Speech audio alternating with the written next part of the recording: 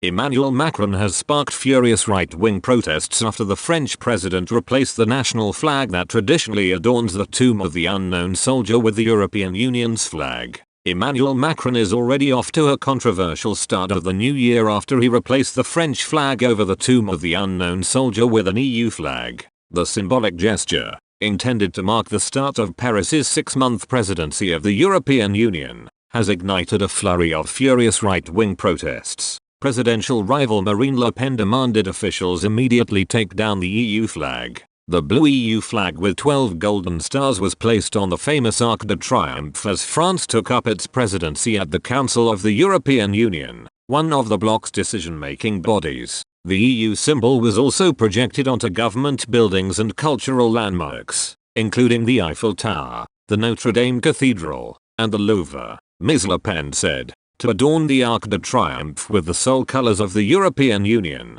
without the presence of a national flag, is a real attack on our nation's identity. This monument honors our military victories and houses the tomb of the unknown soldier. The far-right politician accused Mr. Macron of betraying the duties of his office and displaying arrogant contempt for our history for the sake of personal ambition. Ms. Le Pen, who is seen as Mr. Macron's key rival for this year's presidential elections, claimed the French president had given a direct order to hang the flag. In a tweet on New Year's Eve, Ms. Le Pen demanded President Macron immediately return the French tricolour to the Arc de Triomphe. She added she would appeal to the Council of State, which acts as legal advisor of the executive, to remove the EU flag. She suggested that the decision to replace the national flag with that of the EU violates several articles of the French constitution. Another far-right presidential candidate, Eric Zemmour, joined in on the protest, saying he was outraged that the French flag had been replaced.